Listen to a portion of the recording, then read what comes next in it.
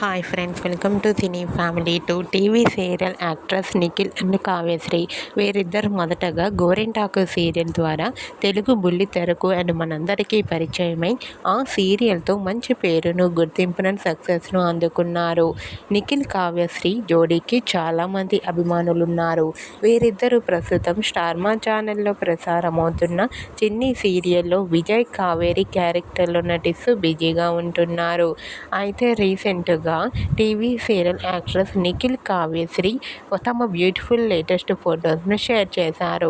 ఆ ఫొటోస్లో నిఖిల్ చాలా హ్యాండ్సమ్గాను అండ్ అలాగే కావ్యశ్రీ బ్యూటిఫుల్ ఏంజల్లా చాలా అందంగా కనిపించింది.